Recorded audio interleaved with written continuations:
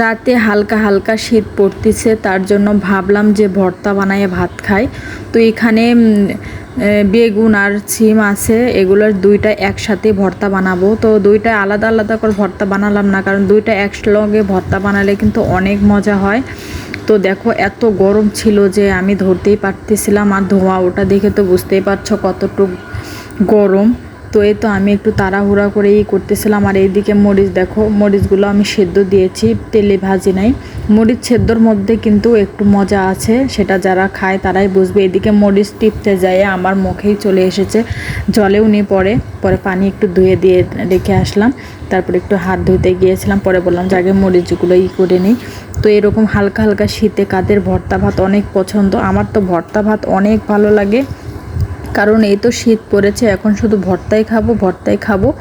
আলু ভর্তা, বেগুন ভর্তা, মানে কত রকমের যে ভর্তা আমি বানাবো। এখন শীত পড়েছে তো আমি জানি শুধু। তো এখন দেখো এত পেট ভরে যে ভাত খেয়েছিলাম এই ভর্তা দিয়ে।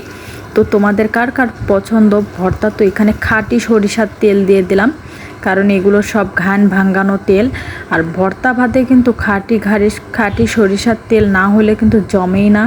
তো এই দেখো আমি এখন সুন্দর করে সব কিছু আমি ভর্তা বানাবো। গরম, আমার এত ভর্তা খাইতে ইচ্ছা করতেছে যে গরম মানতেছে না। তো চটপট ভর্তা বানানোর জন্য গরম গরম ভর্তা বানানোর কিন্তু একটা টেস্ট আছে। তো যখন ওই বেগুন আর সিম ঠান্ডা হয়ে যাবে তখন কিন্তু ভর্তা খেয়ে মজা পাবে না। তো এই দেখো এত গরম পড়েছিল, তার জন্য আমি চামিচ নিয়ে আসলাম। চামিচ দিয়ে এখন অনেক সুন্দর করে ডলে ডলে ভর্তা বানাবো, কারণ চামিচ দিয়ে দিলে একটু হাতে তাপ কম লাগবে।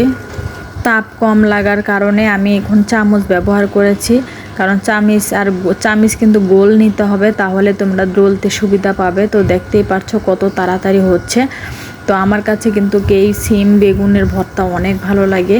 এই দেখো আমি গরমের ঠেলাতে হাতই দিতে পারছি না, না পারে আমি চামচটা রেখে, কারণ ভর্তা যেহেতু হাত দিয়ে মাখানোই কিন্তু মজা। তো এই দেখো ফাইনালি আমার ভর্তাটা কত সুন্দর হয়েছে, দেখে কিন্তু এত লোভনীয় লাগছিল, খেতে কিন্তু অনেক মজা। আমার আবার দেখে খাইতে ইচ্ছা করতেছে, কারণ শীতের মধ্যে সিম বেগুনের ভর্তা ওয়া অনেক মজা হবে। আল্লাহ।